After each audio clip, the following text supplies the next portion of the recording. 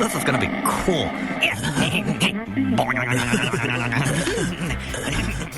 The topics and opinions expressed on the Dudes and Beer podcast are intended for an audience of 18 and up and are solely those of the host and guests. They neither reflect the opinions or values of either the sponsors of Dudes and Beer or your mother. I mean, seriously. Have you ever heard these guys? They'll talk about anything. Whoa, hey, you think they're gonna show it? They'll probably just blur it out. Whoa, check it out, Beavis.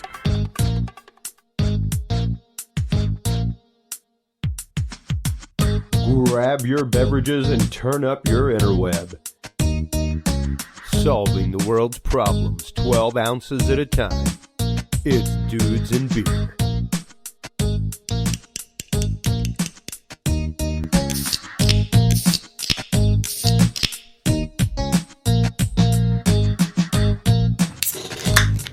Well, hello everybody, and welcome to episode 84 of Dudes and Beer. I am Christopher Jordan, your host. With me tonight, as usual, here in the cave is Stephen Bishop and Nelson Kugle. Yo. How you gentlemen doing? What's up? I got one thing to say to everybody. Merry New Year! Happy New Year. In this country, we say Happy New Year. Oh, yeah. Thank you for correcting my English, which stinks. Happy New Year, everybody. Great We movie. did have a screening of that at Dudes and Beer Thanksgiving. It was great. And favorite movie, well, got to be up there for me in the top 10. I love that show so much. Oh, man, it's hilarious. Yeah, it's absolutely hilarious. That was our Thanksgiving movie. Yeah, it was. So, yeah. Anyway, Merry New Year, everybody. Welcome to New Year. 2017. It is a year of hope, a year of all kinds of just like plotting and scheming and things like that on behalf of Dudes and Beer. We have all kinds of new announcements. I am Nanjay Ibaku, exchange student from Cameroon.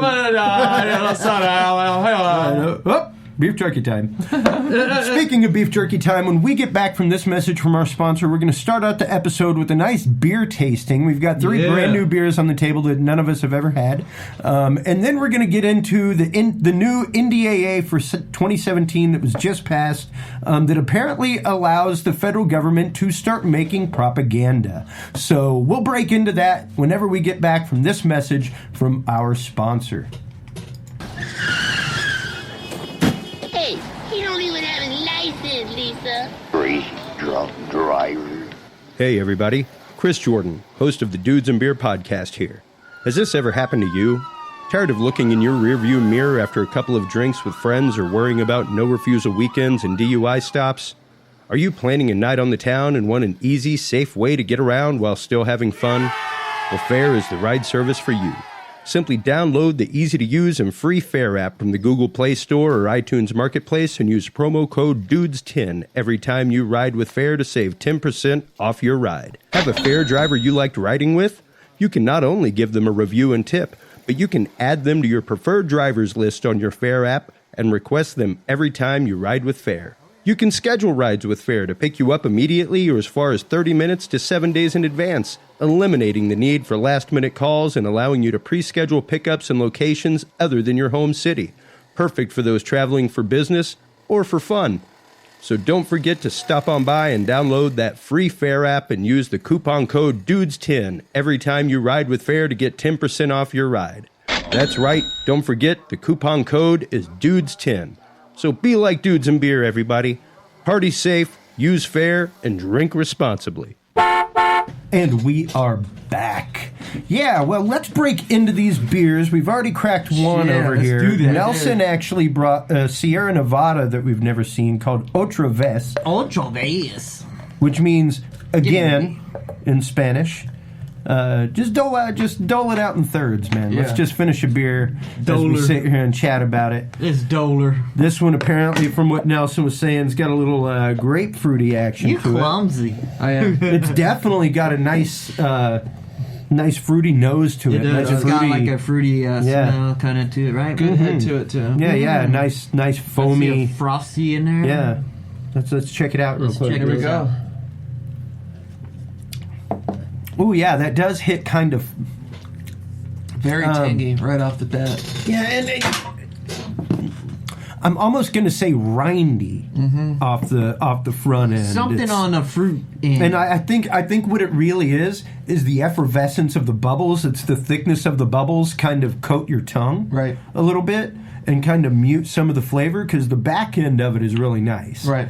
I'm enjoying the back end flavor of it, which, like you said, Right, is citrus most definitely. Yeah, and cactus. There's cactus. Oh yeah, okay. That's what they're using then is the It's the cactus good. Yeah, fruit. it's 4.6 ABV. A lot of grapefruit and cactus in there. Yeah. Nice. Yeah, no, I definitely taste the cactus now that you say that. Yeah, it's good. I like the color. It's a nice, Yeah, it's a nice. very clear greenish tint to Yeah. it. It is. It is rather refreshing, though. I It can is. see this being a nice summertime Absolutely, beverage. like a know. Leinenkugel or something. Yeah, like summer it is almost That's what like it a reminds shandy. me of. Yeah, like Yeah. a summer. Yeah. Interesting. Interesting. I like It it. gets better. Yeah. It's Like- not what I thought when I first, took a swig. Right. In a good way, though. Sure. No. I Yeah, feel ya. the first hit is definitely different than the rest of them. It definitely is because it's now like mellow. The flavor Right. in it is mellowed a lot Right. more once I got to that last sip of it. That's there. what I noticed. That Yeah. first one was the most. Yeah, that first sip was like a sour punch. Yeah. You know? It must yeah, have yeah. something to do with the foam, I'm thinking.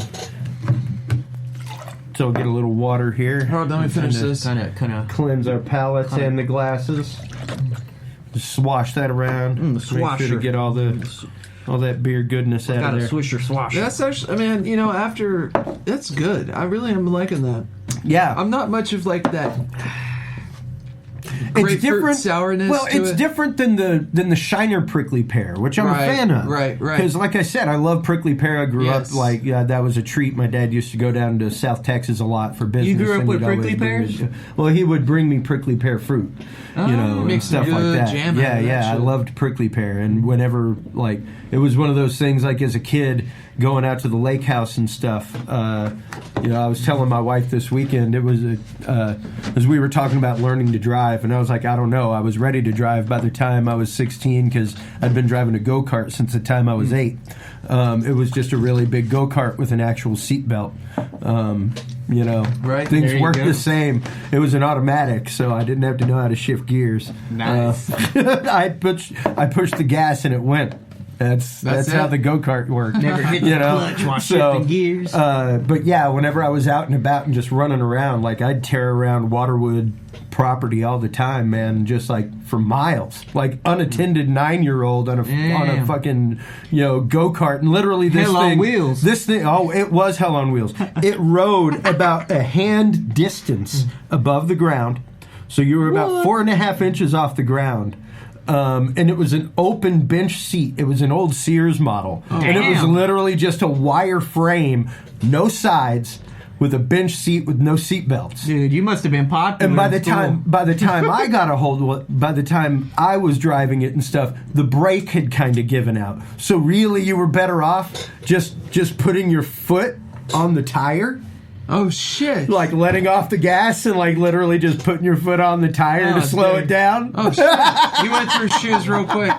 Just left shoes all the time. It was Yeah, far, I didn't do shoes, it was far just better one. than the Just brake one. because the brake was all the way down, The right one's still good. all the way down, And I'm still not all the way stopping. down. I'm trying to stop. So yeah. It was this little death machine that I drove around in at 10 years old, totally unaccompanied. unaccompanied. Hunting snakes and shit like that, things that no 10-year-old should be able to be doing on their Right. own.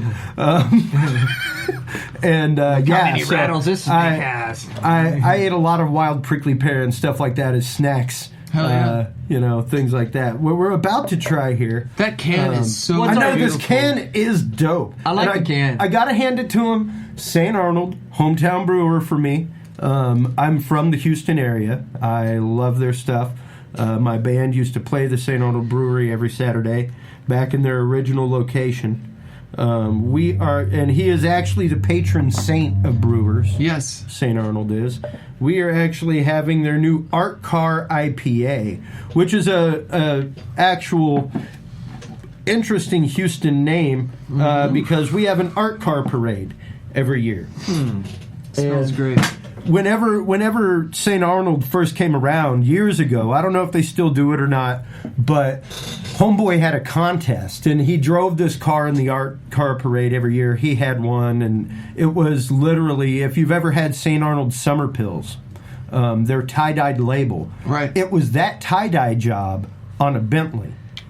On a What Bentley. year? On a Bentley. What year? I don't know. It was a new model. Like Really? it was. Yeah, it was early 2000s. Oh, just wow. before I moved to Maine, like 01, 02. Nice. Something like that. $200,000 car. Yeah. And here was the thing: if you sent in 10,000 St. Arnold 6-pack holders, you could get one. What? He'd give you one, but you had to send in. How many did he have proof? to give? You had to send in proof of purchase and 10,000 6-pack holders. That's about the price of a It's Bentley. about the price of a Bentley. Exactly. Yeah. It's like It's you. $180,000. It's like, you know what? If you can show that you've purchased that much St. Yeah. Arnold, you deserve that Bentley. Exactly. You've already purchased the Yeah. Bentley. Yeah. Is how he looked at it. That's And cool. I don't think Shit. anybody ever got Right. the Bentley, but he I was gonna drove it say. in the art card parade every year, and it was this beautiful car with like this just tie-dye job and the St. Arnold logo on both sides. It was awesome. That reminds me of with the Pepsi back in the day where they had the Pepsi points and they had that, Oh, yeah. that commercial. There was that commercial where that teenager came out and he was in that Harrier. Yeah, he jet. was in the Harrier And jump it's, jet. it's like 74 million points. Yeah. Which was ridiculous. Right. But some Yeah, kid which- saved it up. And he's like, where's my fucking Yeah, jet? where's my jet? Where's And they were my like, jet? oh, that was a joke. No, sir. No. No, you said it. You said Yeah, there was 74 no million discount. Now I points. gotta cough it up. Yeah, Yeah. there was a huge, I remember. huge I back remember. and forth with Pepsi. Tell you and what that I thing. remember. I'm old enough to remember Where's is the my freaking jet? Coca-Cola points. Yes. And like taking your tabs and stuff and going and trading them in at the mall at the Coca-Cola booth. Wow. And like getting like the Max Headroom watch. Yeah. And shit like that. Like all Yeah, kinds of Max crazy Headroom. stuff. But anyway, this is a great IPA. It is fantastic. I don't find it like extraordinarily hoppy. You know, the smell reminds me of the last beer. Kinda. It's definitely fruity on the back end. It's definitely got some grapefruit in it as well. Yeah, it there's looks a, like. there's a lot of earth notes, a lot of But pine. it's nuts. it's really nice and That's a light. good IPA. This Yeah, I was gonna say, Yeah. I taste the hoppies in this one. Yeah, this, yeah. this reminds me of the Superliner at ABGB that I was just drinking a couple hours beforehand. Huh. This is good. This Nice. is a good IPA. Yeah, I'm enjoying it. It's great. And like I said, from a local Texas brewery. Yeah. You know, right out of Houston. They're actually located up off the Nance Street exit now, if I'm not mistaken. They used to be up off 290 and some small things.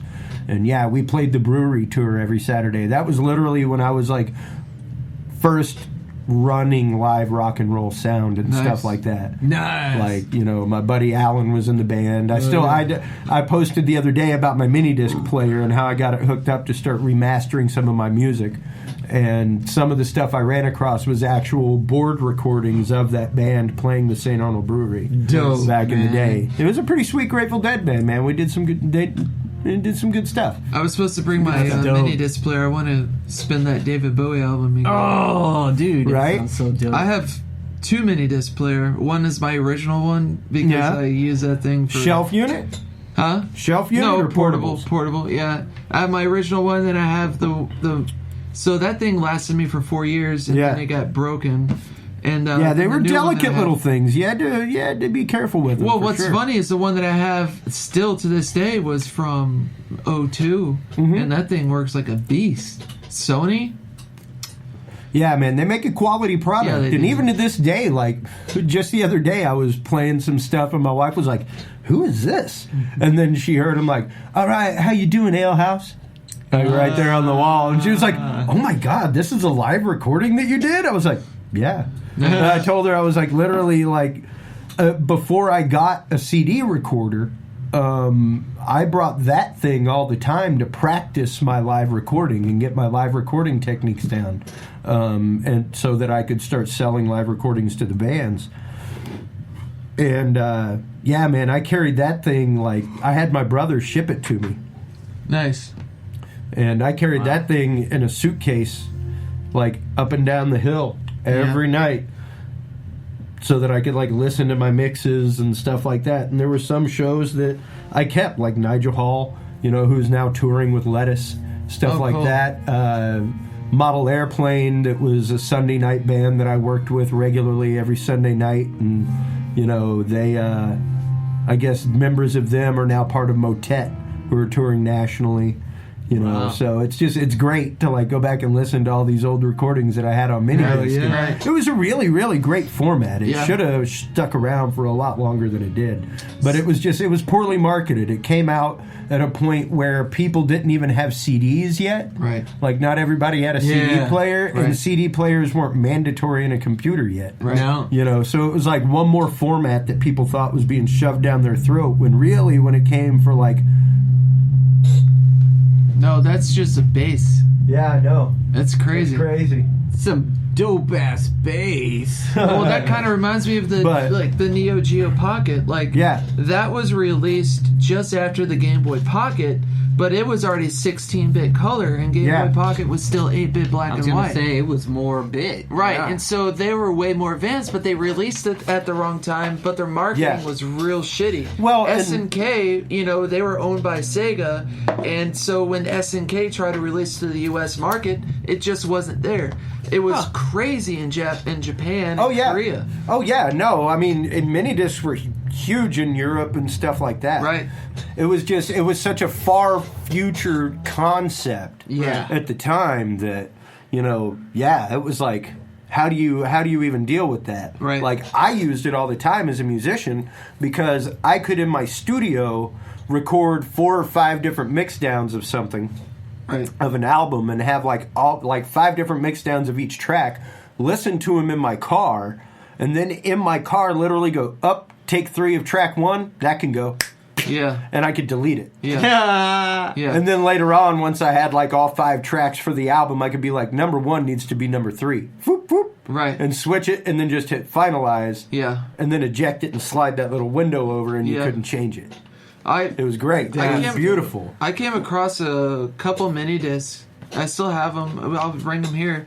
But it was from when I played in my little high school garage band. So that house that my folks live in, Nice. before that was actually a house, it was just that building. Mm-hmm. We used to jam over there. Like, that was our Nice. little jam area. Nice. Dude, bring Because them it was- by. We'll clean them up. Yeah, they're great. We'll clean it's them. fun. We'll recover the audio for you, We man. did some Real Big Fish covers, 1,000-Foot Crush, Nice. 1,000-Foot Crutch covers. Yeah. Nice. It's good shit. That's cool. Well, let's get into this last one over here. We've got one right. from Redfish, which is by Goliad Brewing, straight out of Goliad, Texas. Y'all. So, a bottle. hand me Norin Rad, please, because this is a quality beer. Rod. Yeah, let's get the Silver Surfer bottle opener over here. Silver Surfer on that ass. Power of the Power Cosmic just opened the beer, and wow, I'm liking this that's a art car, frothy dude. one. This art Oh, car that is art great. car is fantastic. Like, I right. still want to save it. That's a frothy one. Color on this is like a brownish, like a golden brown, Goldie Yeah, brown. it looks like a red ale almost. almost. Ooh, I see that color. Yeah. Give you a little bit more of it since it's your purchase. Golden brown. Ooh, There you go, my friend. I like the sound of Can I that. see that bottle? And that's it's got a nice mermaid that's half woman, half redfish. You see how I pick my beers? I'll take her to bed. Yeah, yeah.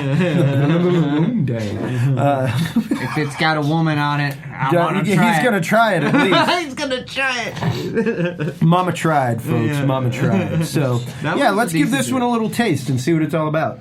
Redfish IPA has a smooth Oh, malt, black bone, it does have a malty. balanced with 4 assertive and aromatic hops, producing Woo! a delicious, true. You're gonna like this, Style Steve-O, session and you know beer. why? Because you Steve-O like likes it. you like malty stuff. Yeah. And this is Let's see if Chris is What's right. the IB on this? What's the Trying to find it.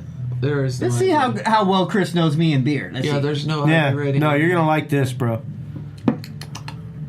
Yeah. Interesting. Yeah. It's got almost a smoky porter type flavor to it. Whoa. What Yeah, like it said, malty. Let me have It's another malty. round. Let me It's a have very. The smell. I haven't tasted this Yeah. yet, but this smell is. It's dark. It's got like a moldy, like an earth Yeah. moldy smell to it. Oh yeah, no, it's a peaty. It's a peaty smell, Yeah, almost it's like a very Guinness. heavy. It smells Almost great. like a Guinness. Yeah, I like it moldy. Man, there's a lot of citrus there too. I don't want to hear about what you like moldy. Like all right, Steve-O? asbestos. Ever. Moldy. Good God. I smell a lot of lemon. All right, It's here we go. tasty. It's tasty. Down the hatch, boy. Now, what you think?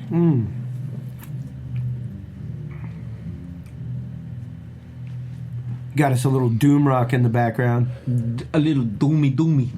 There were some people over there really fucking up some jazz a while ago, and it really kind of ticked me off because they had it going, and then they tried to go off, and it was like, oh, Maybe man, that's you why just fucked that it's up. called a school. Like you had a groove. You had a groove, bro. This is an interesting beer, man. Yeah. Let me tell you, the smell is full of thoughts, but when I taste it, I diminished. There's not much flavor for some reason. I noticed it's there's none of malty. that after. It's very like, it doesn't- dark. It's very dark in its flavor. It's dark and malty, but I enjoy the smell more than anything. And this really reminds me of That's what she said. like a red, See some water. like a Tempranillo. Like Okay. where I want to smell it, Yeah. and the smell is more intoxicating than the taste. right. And a good Tempranillo does that to me. Yeah. Like I get drunk off of sniffing Tempranillos. Really? I can appreciate that. This is good. I like this. Yeah, this it's tasty. This is Hand a me very, another art car, please, Yeah, as we get into the meat of the episode. Yeah, here. this is very. There's a lot of adult taste to this. Yeah, it's full bodied. Yeah. It's It's an ale. Oh yeah, no, most definitely it's an ale, but it's a different kind of ale. Well, I don't know. what's It's like a nutty. Yeah. There's like a nutty flavor to it. You know, my friend Well, El Bundy. What's really funny is it's called Redfish IPA, Yeah. but then it says ale. So is it Redfish, or is it Redfish IPA that makes ales? Well, IPA in and of itself is an ale. Well, it's an Indian Pale Ale. Yeah. The hops is an Indian Pale. Yeah. But Yeah. then it just says, like, usually it says, like, an Indian Pale Ale or a double pale or a pale ale. But then it just says ale, but then it says Redfish IPA. I don't know. Because because of the use of the other hops, it's not a true IPA. I mean, I'm sure they could call it an IPA because of the hops IBV and So stuff this ain't like no that, true IPA? But I mean, they've got multiple because of the malt content and everything else. Right. It makes it more like a traditional ale than. What's also interesting is what other beers do they make, and do they still use Redfish IPA? Oh, no, I see it's what you mean. Goliad. Yeah. Goliad is the brewing company. Okay.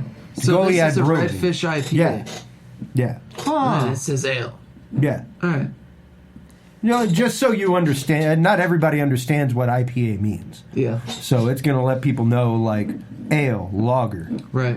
porter, all True, that kind of stuff. true. Saison, Saison. which is a big rage nowadays. IPA, Those Saisons International have made a big PlayStation thing. Association. So, Yeah, Edelbert's makes a really good saison. yeah. So, all over the news as of late have Yeah. been stories of fake media. Fake news on Facebook, all that kind of stuff. And a lot of it stems from the supposed hack of the DNC by Russia, which we talked about a couple weeks ago. Sure did. The supposed hack.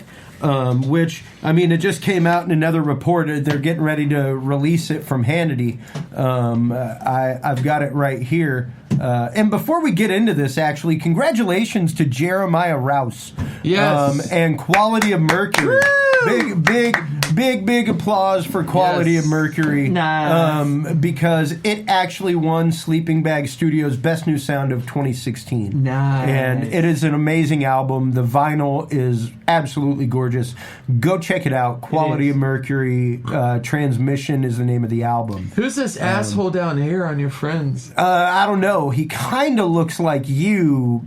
Yeah, I'm better looking than that fucking douche. I know, right? And he's like looking off in But the He damn looks like he space. thinks he's fucking awesome. Here's, Yeah. here's a real Yeah. Clear Politics he article looking from at? today where Sean Hannity actually went and interviewed Julian Assange at the embassy, and Assange is still purporting the fact that it was not from the Russian state. His source was not the Russian state. It was not a hack. It was an inside leak. And that is what he maintains to this day. And you can see here and this is one of the only questions that is out there from it is from Hannity. Can you say the American people unequivocally that you did not get this information about the DMC, John Podesta's emails? Can you tell the American people 1,000% that you did not get it from Russia or anybody associated with Russia? And Julian Assange responds, yes. We have said repeatedly over the last 2 months that our source is not the Russian government and not a state party.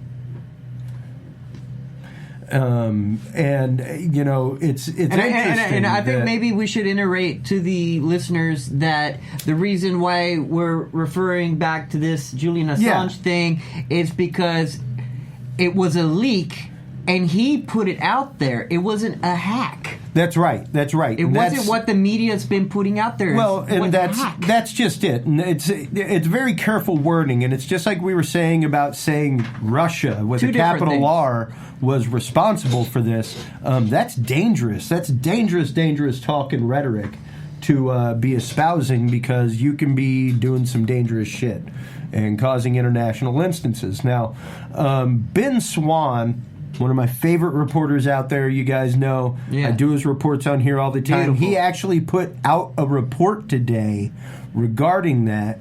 It's about 3 minutes long. Let's check this out. He's actually going to talk about the new National Defense Authorization Act, which was put forth a few years ago. Mm-hmm. One of the first things that happened with it 3 years ago was that the Smith-Mundt Act was revoked, and that basically was the law that disallowed the federal government from making news, basically propaganda.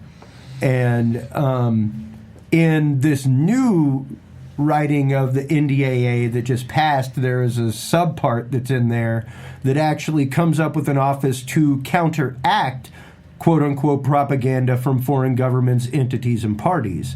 And that basically means that we get to put out disinformation about disinformation, which in and of itself is propaganda. So you're fighting propaganda with propaganda. Yeah, you're fighting fire with fire, and that's, I don't really think, is too responsible. So let's check out this report from Ben Swan real quick. Well, it made almost no headlines, and yet a major piece of legislation was quietly signed into law a little over a week ago. President Obama signed a bill that allows the U.S. government to combat foreign propaganda by creating its own. Let's take a look and give it a reality check. Well, a little over a week ago, President Obama quietly signed into law the 2017 National Defense Authorization Act. That act is a military funding act, and in this case, it authorized $611 billion for military spending in 2017. No big deal, right? But so often there are additional laws and spending bills tucked into the NDAA, and this year was no exception. This time, it was something called the Countering Foreign Propaganda and Disinformation Act of 2016. Oh yes, this bill, which was on the Senate side, sponsored by Ohio Senator Rob Portman, is designed to combat what is called foreign propaganda from organizations such as RT, China's CCTV, or Iran's Press TV. Here's why Portman says the bill is necessary. Quote, surprisingly, there is currently no single U.S. governmental agency or department charged with the national level deployment, integration, and synchronization of whole government strategies to counter foreign propaganda and disinformation. Well, there is now. That bipartisan bill will establish an interagency center housed at the State Department to coordinate and synchronize counter-propaganda efforts throughout the U.S. government. The bill also creates a grant program for NGOs, for think tanks, civil society, and other experts outside government who are, quote, engaged in counter-propaganda related work. Now, let's be clear. This is being sold as countering propaganda, but how do you do that? After all, if government agencies put out information to the public for the sake of altering a point of view, isn't that the very definition of propaganda? In fact, that definition is this: information, ideas, or rumors deliberately spread widely to help or harm a person, a group, a movement, an institution, a nation, etc. So this law essentially funds U.S. propaganda. But isn't that illegal? It was. But no, not anymore, because 3 years ago, wrapped inside the 2013 NDAA, was an amendment that removed the ban on the U.S. government creating propaganda and then showing it to U.S. citizens. That ban, by the way, had been in place since 1948. The 2013 amendment struck down a ban on domestic dissemination of propaganda material produced by the State Department and the Independent Broadcasting Board of Governors. It neutralized the Smith-Mundt Act of 1948 and the Foreign Relations Authorization Act in 1987 that had been passed to protect U.S. audiences from our own government's misinformation campaigns. And in 2013, when that bill was passed, most media said, oh, don't worry, the U.S. government will never actually create propaganda. Well, now they've created a mechanism to fund it. So what you need to know is that politicians claiming we need to fund U.S. government propaganda to protect the public from the Russians and from the Chinese. But there's a reason it was illegal for over 60 years for our government to propagandize the public, to protect the public from our own government. Reality check. Right now, 2 out of every 3 Americans in the latest polls say they have little to no trust in mainstream American media, because 2/3 of Americans already believe that they're not getting the truth. That number will likely only get worse with the legalized American government propaganda. So what is the solution here? Well, how about media just tells the truth, just reports facts, does not act as an arm for political parties or for government institutions? If we want to combat propaganda, both foreign and domestic, then shouldn't we just inform the public rather than trying to control their views? That's Reality Check. Let's talk about it on Twitter. And I love Ben Swan because he does nothing but give the facts. That's it. He puts no spin on it from party or anything like that. And to me, it's kind of frightening. As someone who's worked in the media, as someone who's been there in a couple aspects, even with this show, like we've had shows that have been banned by Google. We've had shows that have been banned in foreign countries and stuff like that. You know?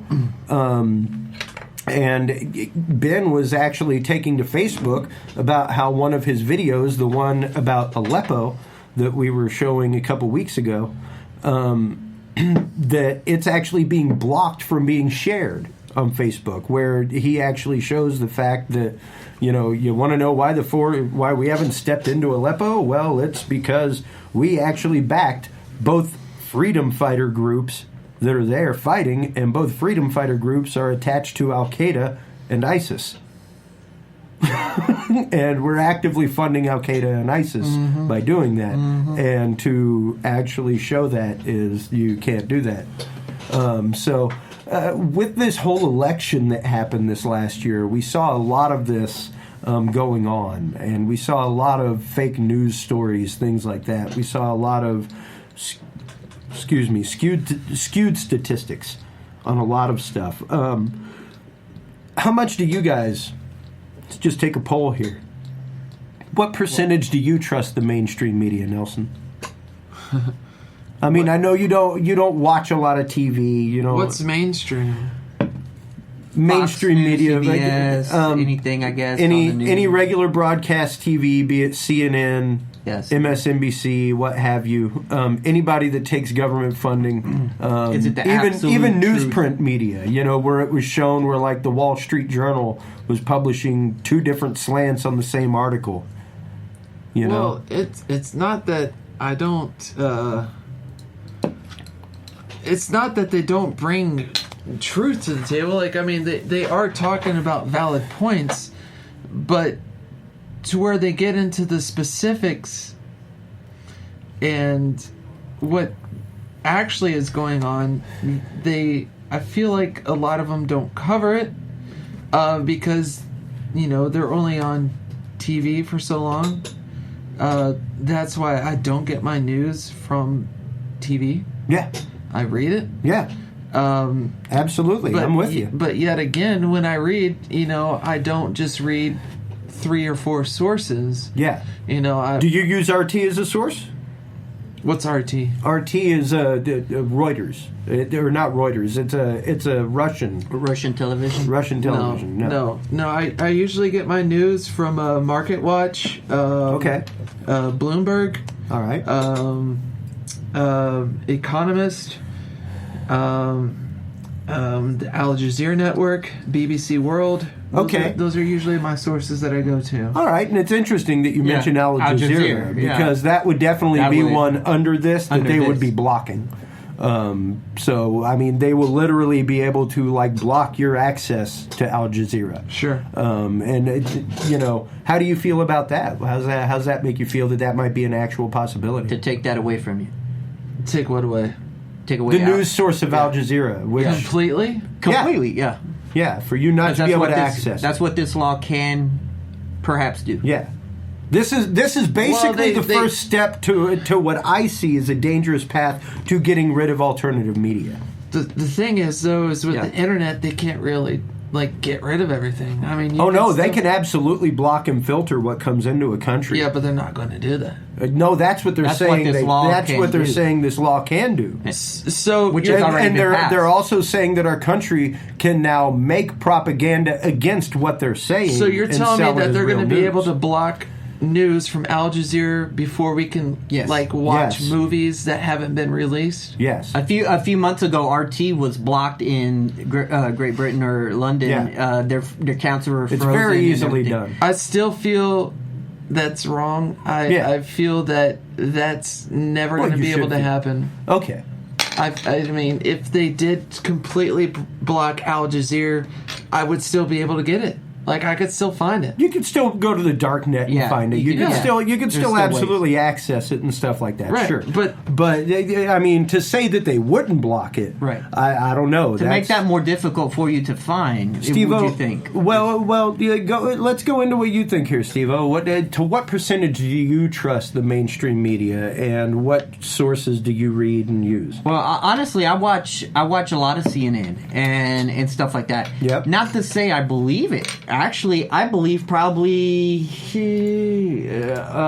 I believe way less percentage of what I see, and I question the headline. I question what they're saying, and then I'll go research more of what they're talking about.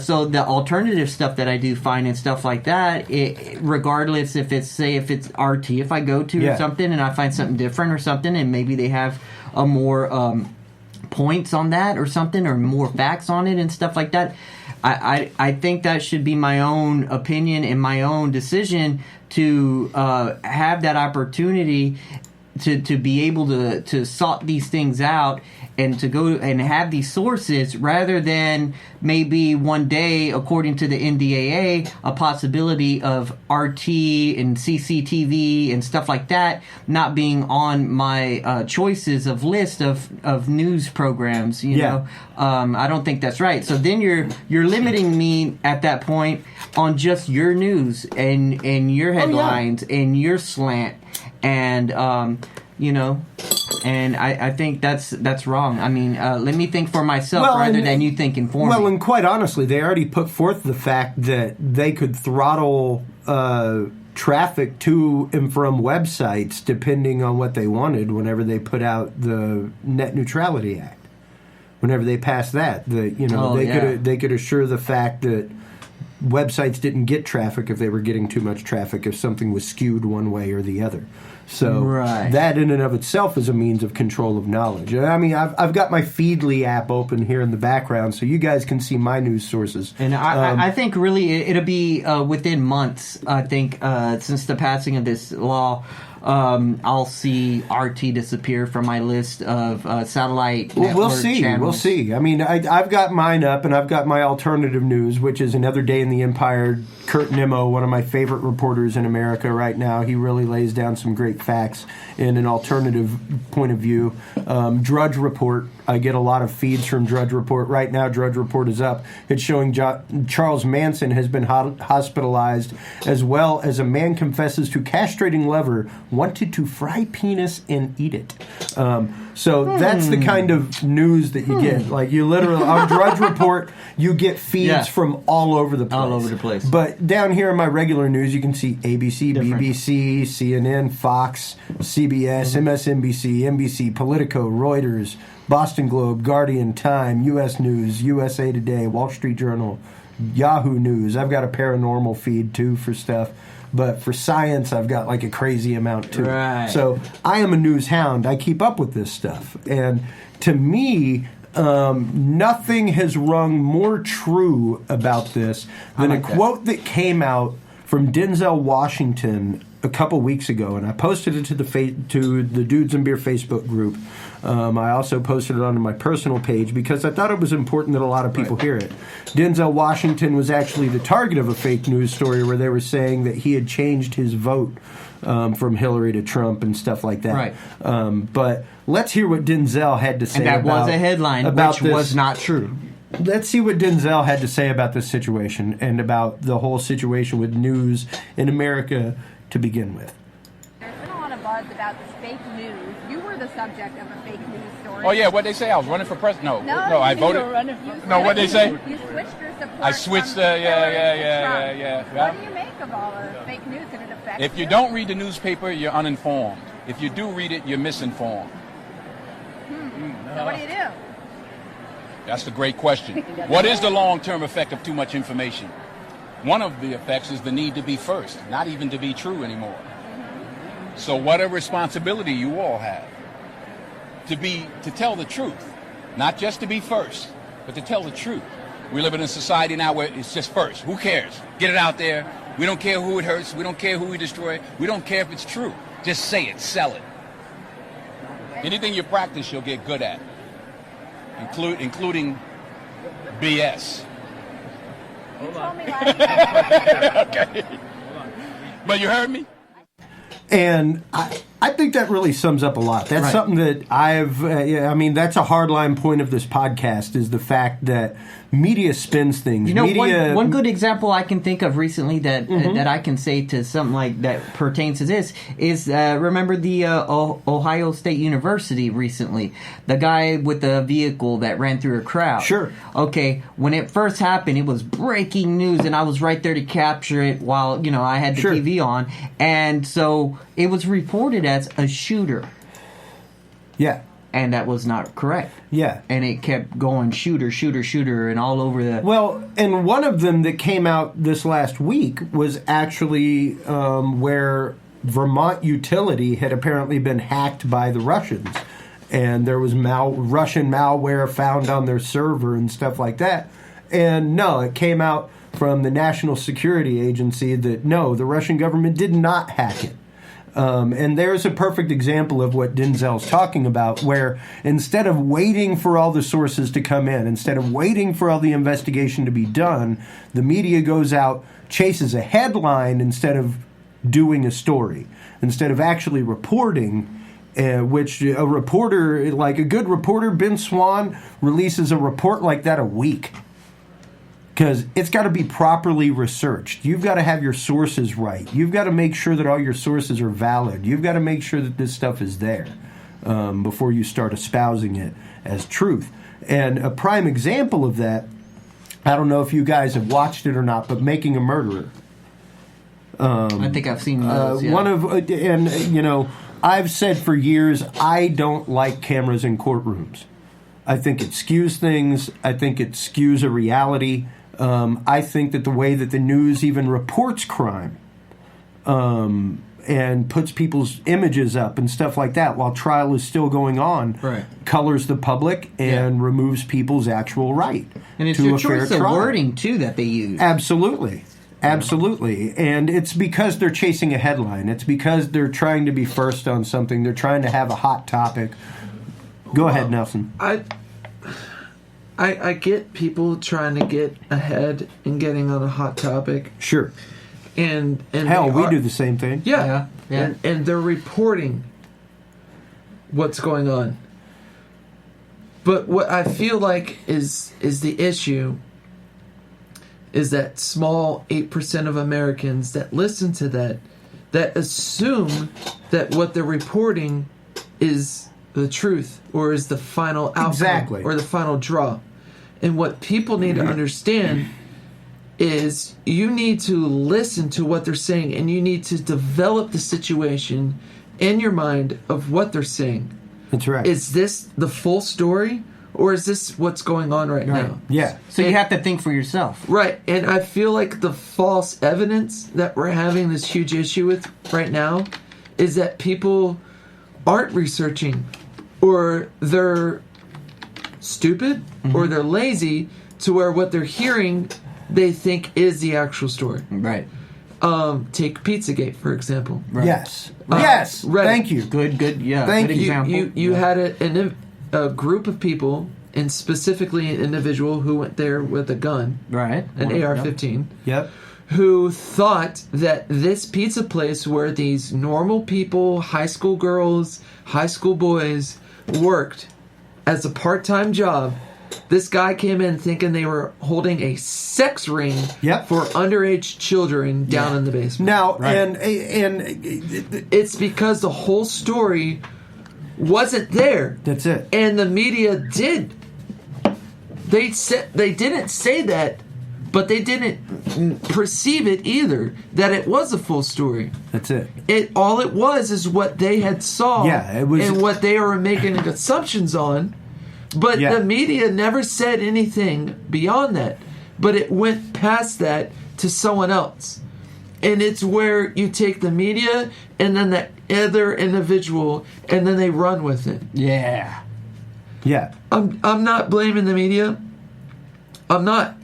Yeah. You know, every media outlet has their own opinions. That's it. And it's an opinion. It's not a fact. It's not the situation. And that's the thing. But it's you when need an individual goes beyond that to make something that is not what someone said. You can have a slant, that's fine. But what you need to do is define fact and define opinion. Yes. And whenever you say, and that's why, like in print media, it's called an op-ed. Yes. It's called an op-ed. It's an opinionated editorial. And I've written an op-ed before for the newspaper. And I can't tell you probably how many times. I'm sure Pizzagate's a prime example where someone read an op-ed article in Wall Street Journal and someone's like, "Holy shit, look at this!" It's like, bro, you read the first? Did you read below the guy's name, Mr. So and So? Well, you know, and the real question, op-ed edit. The real question comes.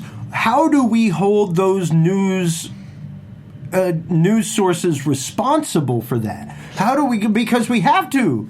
He got the information from a news source. He got the information from a news article. So he got information, but he didn't get the truth. Oh, I'm with you. Right. I'm with you. But you have to hold those people accountable for the action. You have to hold the people who put the article out accountable for that action. Kind of like what Denzel said. What kind of responsibility y'all have? Exactly. You need what a great responsibility. You can't hold them. I know. If you just go, because here's the thing. He didn't get that from a mainstream news source. He got that from an alternative news source, from Reddit, which is where another major alternative news source got their information from. Which people need to understand. Whatever you're reading on Reddit is a fucking biased opinion. This is not news. Yeah. Could be anything. Could be anything. That's just it. Now, something philosophically, because we've started thinking deeply with Dudes and Beer, which is a great segment. Yeah, I'm loving it. We're about five volumes into it right now. One of the great things that I learned in philosophy was Socrates' test of three. And I've got it up on the screen right now, and it's an excerpt from his student. But one day the great philosopher came upon an acquaintance who ran upon him excitedly and said, "Socrates, do you know what I just heard about one of your students?" "Wait a moment," Socrates replied. "Before you tell me, I'd like you to pass a little test. It's called the test of three." "The test of three?" "That's correct," Socrates continued. "Before you talk about my student, let's take a moment to test what you're going to say. The first test is truth. Have you made absolutely sure that what you're about to tell me is true?" "No," the man replied. "Actually, I just heard about it." "All right," said Socrates. "So you don't really know if it's true or not. Now, let's try the second test. The test of goodness. Is what you're about to tell me about my student something good?" "No, on the contrary." "So," Socrates continued, "you want to tell me something bad about him even though you're not certain it's true." The man shrugged, a little embarrassed.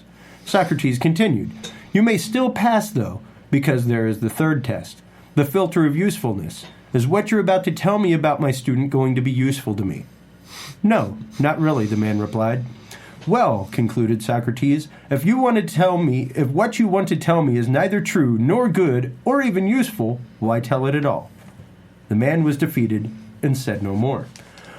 That's the test that media has to pass. That's the test that we have to pass whenever we're looking at media.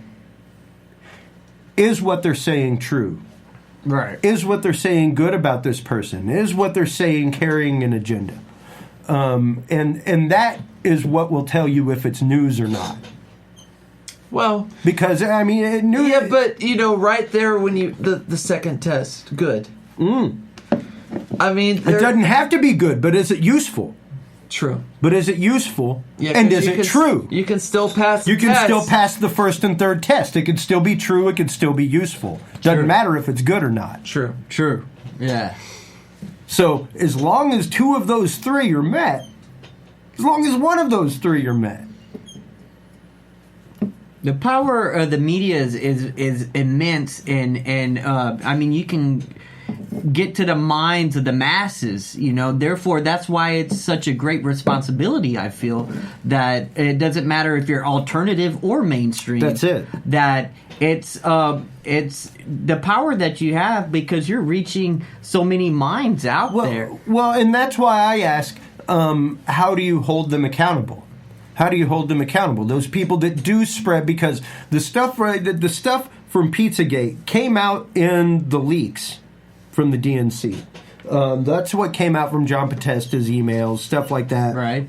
There was also the thing about there was the thing about the ritual that he was invited to. All kinds of stuff came out in the leak. Didn't want to go. And much like we've questioned before about the leak. Also showed that the DNC actively rigged their primary. Nobody has denied that. That is true. Mm-hmm.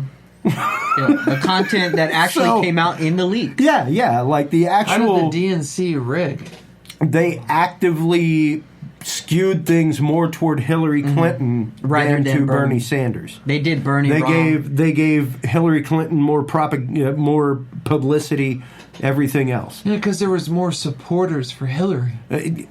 But it came out truthfully. Like Debbie Wasserman Schultz, the head of the DNC, lost her job for rigging the primary. Yeah. She resigned from her job. Yeah, before. Yeah, because she resigned politely because of what she was being accused of was so completely irrelevant to what was going on. It wasn't irrelevant, though. It was absolutely true.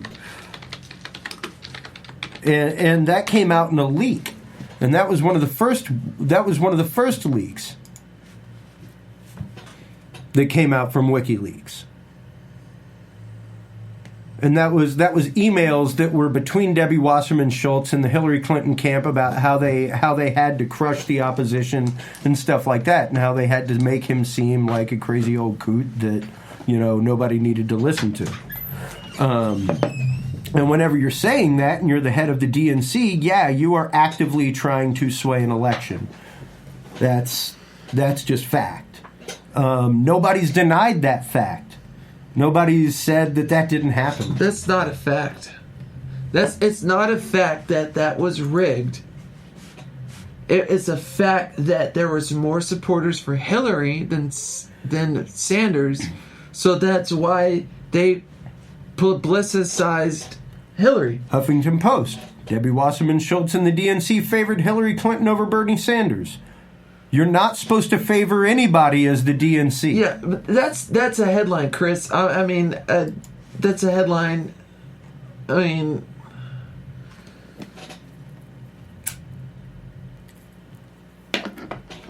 came to low Sanders. Yep. There's no evidence that they rigged the primaries.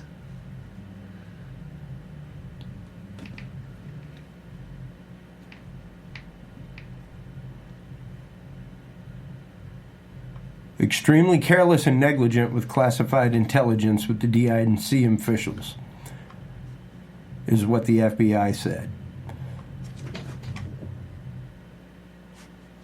But there were numerous cases and stories about this all over the place where the leaked DNC email proved that they rigged it. No. And that was the beginning, and that's why I'm saying that was the beginning of this disinformation campaign. That was the beginning of them saying that people were trying to sway the election and stuff like that. But the leaked emails that were there,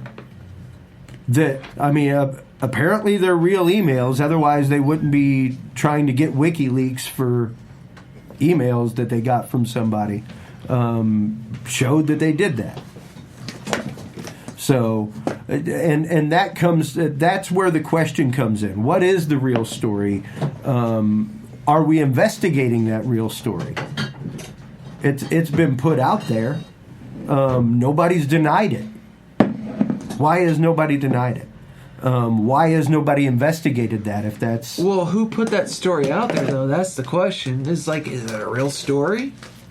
Nobody's investigated that. Yeah, but is it a real... If it's not a real story, why would anyone waste their fucking time? If you have seven prolific writers on the Washington Post, New York Times, The Economist, and Bloomberg News, and they see this story and they're like, this is fucking ridiculous, why waste anyone's time? Then they're not going to fuck with it. Then you got all these crazy, alt-press bullshit that... It's like, now we can make a story and get headlines and get all that fake shit out there that people who follow. Decides on what's news, who decides on what's worth reporting and stuff like that. I don't know. Well, and it's also the fact of who's actually investigating it, and are you investigating it? And here's Daily Caller talking about the newly leaked emails show a major figure in the Democratic nominee Hillary Clinton's presidential campaign urged the DNC to schedule meetings with other prospective candidates to make the process appear less biased. And whenever you're doing that, that is in and of itself, just like Ben Swan defined earlier, propaganda. And you're using stuff to skew a view. And that's not running an honest election. So, and it's still yet to be utterly shown and proven that it was the Russians that hacked anything. The question is, should we be allowing our government to make propaganda, to counter propaganda? We've allowed them to do it within foreign countries and stuff like that. But we had a law in place for almost 60 years to prevent them from using disinformation against the American public. In 2013, that was downstricken and allowed them to do so. In 2014, they tried putting FCC regulators into newsrooms that to assure that approved messages would be going out. Right. They also passed the Net Neutrality Act, which they straight up said that they would be able to throttle information coming from websites if they needed to assure the fact that balanced information is getting out there to people. So let's say, Dudes and Beer starts getting more traffic than somebody else, and we're covering things with a certain slant. They will throttle our traffic down to assure the fact that the opposing view gets the same amount. Right. Not necessarily fair. We work really hard for our listens, so when you see these controls being put into place, like the new NDAA, which actually puts in funding to allow them to put out disinformation to the American public, which is already a law signed by Obama. Well, what makes you think put out by the House? What makes you think that the information that you have been reading and getting is not propaganda itself? And where do we mainly because it comes from mainstream news sources. What does? And that's the topics that I'm talking about. I mean, Ben Swan is not an alternative. He has an alternative news site of his own, but he is a mainstream reporter for a local Fox News station. Getting it from an unbiased source literally, is a little bit better. When he takes to Facebook and says the report that I did on Fox News is being buried by Facebook and not being allowed to be shared. How do you know that? Have you seen that? I refuse to believe that a mainstream news reporter is going to lie about that, and I refuse to believe that Ben Swan would lie about that because I know the man. But we've just been talking about how mainstream has been covering up shit and that it's propaganda. But he doesn't do that. Not all news people do that. And see, that's the point that I'm trying to get to, is how do you know that? It's pretty and how easy do you to know tell that the information that you are getting is not propaganda already? And how do you know the information that you are getting is not fake news and it's actually developing paranoia into you? Much like... Hold on, I'm really trying to get going here. No, I'm with you. And I'm just trying to say, it's like how you not getting everything. It's not... paranoia being fed into you to where you're starting to think, oh shit, everyone's against me. Well, no. Everything is fake. Well, number one, it's Socrates' rule of three. It goes through that test and that filter with me. Number two, it's, are you giving me opinion? Ben Swan gives no opinion. It's all facts. He does nothing but state fact. That's it. And he lets you make your decision. He does nothing but state facts. And that's actual reporting. That's what reporting is supposed to be. That's what Denzel was saying. That's what Ben Swan was saying was, wouldn't it be great if the media just reported the facts and let you decide? Because that's technically what it's supposed to be. They're only supposed to report facts and let you decide for yourself. And unfortunately, yeah, we do have a lot of media outlets that carry a slant. We do have a lot of media outlets that carry an agenda. We do have a lot of media outlets that do that. And that's one reason why, if you looked at my list there on Feedly, I read all of them. I read every one of them. Because I want the balanced information. I want to see who's chasing a headline and who's actually reporting the news. Because people that report the news are like Ben Swan and they dig for the facts, and all they're going to give you is the facts. And that's it. All they're going to give you is the facts. And that's how I know who's giving me propaganda and who's not. I normally don't trust a lot of things that have opinion in them. I'll listen to them. Where do you as Christopher Jordan draw the line of knowing what is fact and propaganda? Fact and propaganda, to me, the difference is shown in the light of truth. And it's shown in, are you trying to carry a line? Are you trying to toe a line? Are you trying to soften a topic?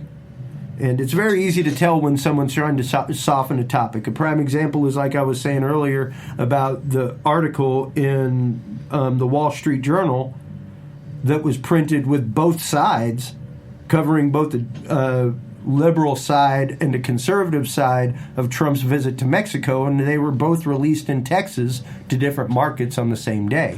What makes you think that a news outlet that does that, I will not trust. Another big one for me, as far as trust goes, I remember that too. If you as a reporter accept an invitation to the White House press corps dinner, I don't trust you. You've been bought for a fucking $2,500 steak dinner. You're bought. I don't trust you. I don't trust you with my news if you are invited to the White House press corps. That means that whatever they're going to put out, you're going to toe the line of. And that's not the truth. That's not reporting.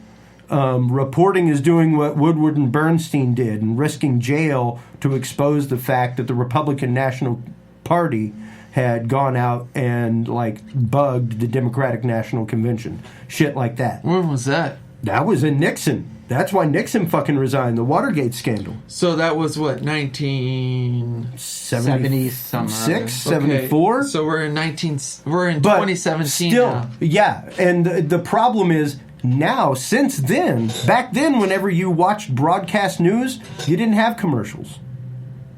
Now you do.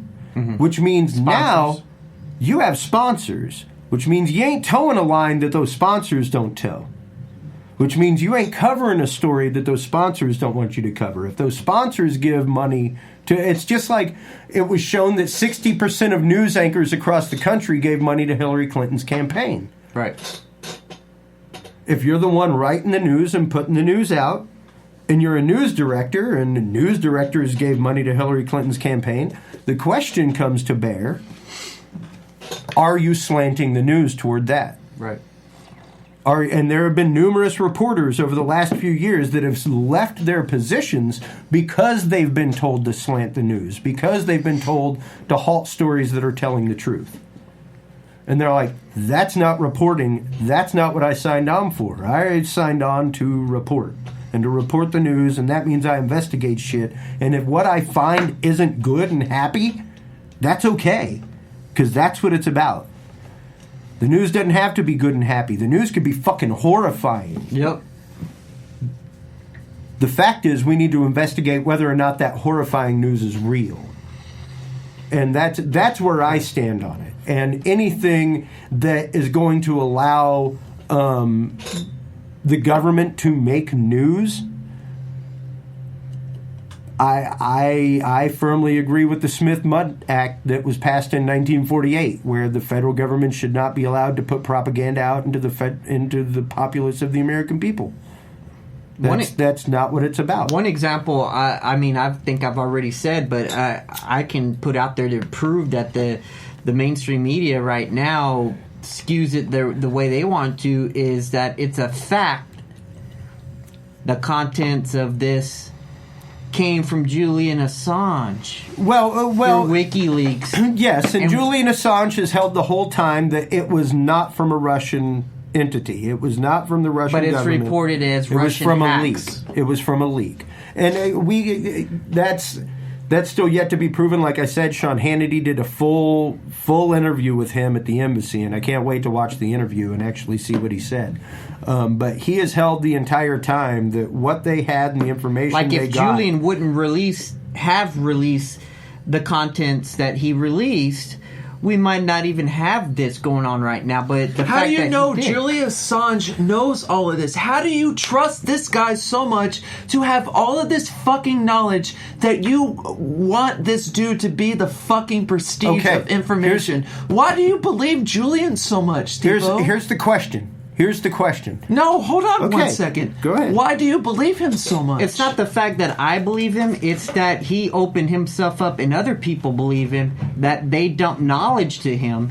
And it's a fact that the knowledge or the contents that was released came from him. Facts. There's no facts to prove that. That's why he's locked up in his room. That's why he's in solitary confinement, Steve-O. Because he's being outed out because he's releasing information people leak to him. Because in his country, he's been giving false information. That's why he's under house arrest. Then... Actually, he's under house arrest for releasing a lot of shit, kind of like what Edward Snowden did. A lot of shit. A lot of stuff like what Edward Snowden did. And to say that what Edward Snowden released was fake. I can't really agree with that because Julian Assange has his compatibility with Edward Snowden is really at this tabernacle breaking point right now. I'm not going to say that everything the man says is true, but what I'm going to say... What my point is right now and why I'm heated up is why we keep bringing up Julian Assange and how this guy knows all of this shit that is being withheld from everyone, and why we're asking him all these questions, and why we're getting all this propaganda bullshit when we don't even know what the fuck this guy stands for. We're in fucking America, and you're believing some jackass that's locked up in fucking house arrest in Germany. Well, the question is, are you willing... We're fucking American. And the question is, are you really willing to believe the government making their own news? Which government are you talking about? Our government. I would believe our fucking government over fucking Julian any fucking day. Okay. Here's the thing. Julian has withheld this whole thing. And I'm not saying that what was there is true or not. The question is what's there true? And it should be investigated. What is in the emails should be investigated to begin with. That's a question that has to come to bear regardless. Is what's in the emails true? And it's not necessarily like Julian's Not words. necessarily the source. Hey, if it's a Russian hack, prove it. Prove that it's a Russian hack, because the dude that has the emails says it was not. Says it was a leak from inside the DNC. The proof is that the hacks came from an association within the government federation of Russia. No, it didn't. Yes, it No, fucking it did. didn't. They have yet to prove that. Dude, yes, it fucking did. It came within a fucking people of an organization that live in fucking Russia. That live in Russia. Did you read the fucking 60 pages? Yes. It fucking said that in there. What was it at kept the top saying of the 60 it was a like third-party source KVG. that was has a third-party source third-party that source was in with no fucking source. Russia. If that was the hack that happened, the man with the information says it wasn't a hack at all, that it was a leak. It was a fucking hack from an agency within the USSR. It is From within Russia. independent actors, Yes, is what but they said. that's the thing is And everyone's that's the like, oh, it's danger- not Russian that's the government. danger of It's saying not capital Russian R. government, but it is within fucking Russia. But that's not capital R Russia, and that's the No danger, one's Nelson. saying that. Yes, Everyone, they are. Everybody those people is aren't saying that. saying that it's within the Russian government. They're saying it's within Russia. No, they have all said that it is capital R Russian government. They've said Putin's Because behind they're it. saying that because of that, it's not the KGB, it's some other three fucking They vowel say it's word. the Kremlin and They Putin. are part of the Russian organization, and they get fed Russian money. They get fed money from the They government. have yet to prove that. And they've said that there's evidence They it's have utterly yet to prove that, it's but utterly they are within the circumstantial. Russian civil. And it's utterly circumstantial, Nelson. You wouldn't be convicted of jail for this crime. Because the within the- evidence is so circumstantial. There- And the it's president pretty easy to has figure even out, though. said that Yeah, it's the hard for president us has to even prove. said- yeah, the president even said that the intelligence briefings make it hard to prove Obama's that it's word- the Russian government. Obama's words in a press conference, he actually said it would be hard to prove in a court In of a law. court of law. So if it's hard to prove in a court of law and you can't get conviction, you know what that's called? A fucking conspiracy theory. It's not is what a that's called. conspiracy theory. Until it's proven, it's a bunch of That dudes means no colluding to facts. an ultimate end, which means it's a conspiracy, and it's just a fucking theory until you prove theory. it. Just like every conspiracy theory that a DA puts out against a defendant, until it's proven, it's a theory, He's not and guilty. it's a conspiracy theory. So, until it can be proven in a court of law, and until we have the utter evidence that it was the Russian government, we can't say it was. It's the Russian government. Every headline says Every it's the headline Russian is saying government. that. On mainstream TV, Every headline. CNN, all of them. No. Okay. It's labeled Russian And hacks. really, Russian hacks. really, the concern for me is the fact that, we've gone through and made the fact that we do allow media to do this. We do allow media to just chase a story. Right. And we do allow media to just chase a headline without it being fully researched. And that's what we're up against right now. Right. They have, Rather than an NDAA, there should have been something else to kind of, hey, throttle back here, y'all.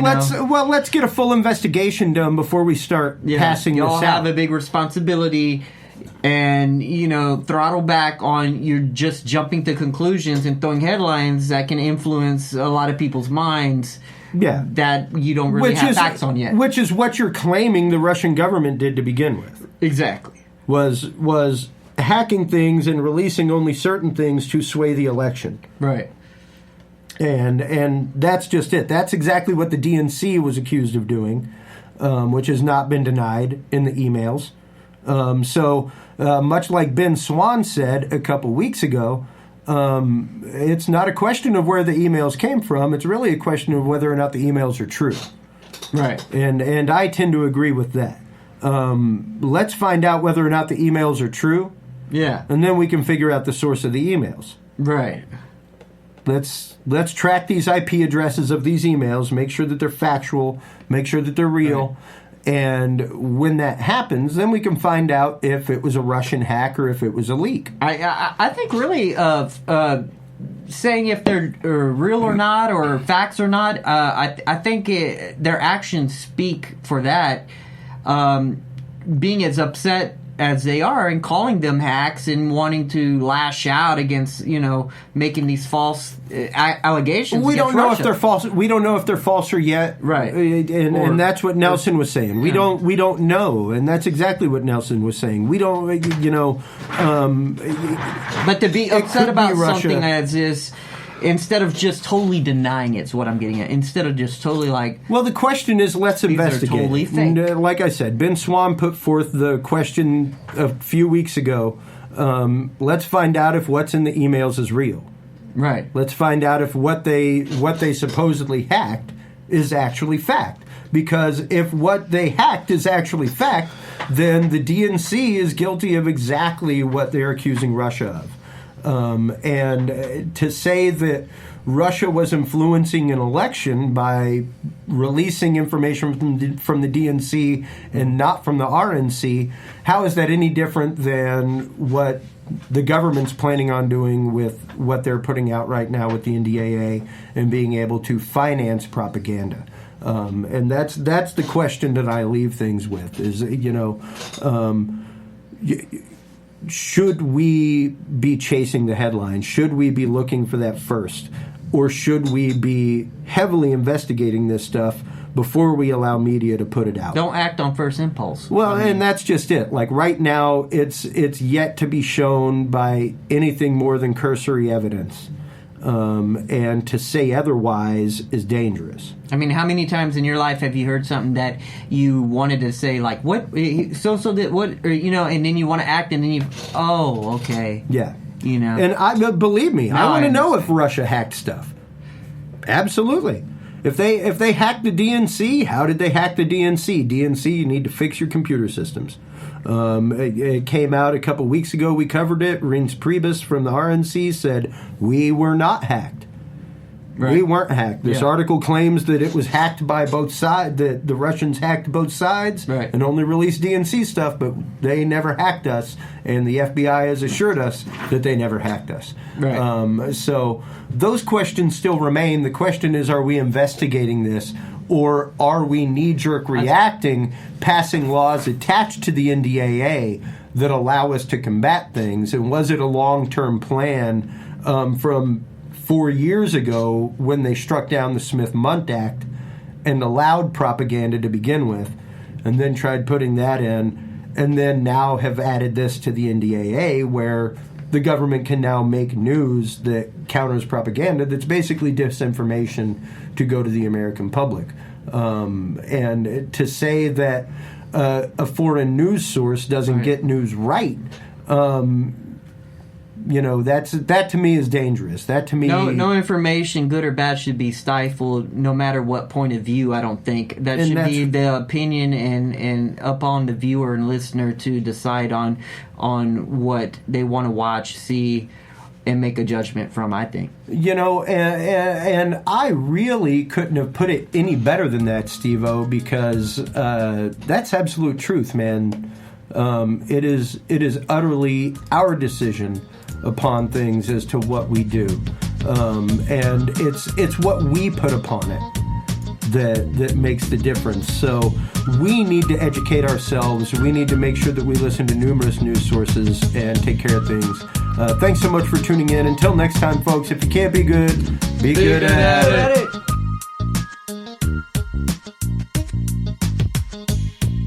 Thanks for listening to this episode of the Dudes and Beer Podcast. To listen to our live audio streams, tune in at dudesandbeer.com or Spreaker.com/dudesandbeer. You can find our episodes on SoundCloud.com as well as the Google Play and iTunes market. You can also find us on YouTube, Stitcher, and your favorite podcast service. Dudes and Beer is a proud member of the Revolution Digital Group family of podcasts. Thanks for listening, everybody, and until next time, drink responsibly.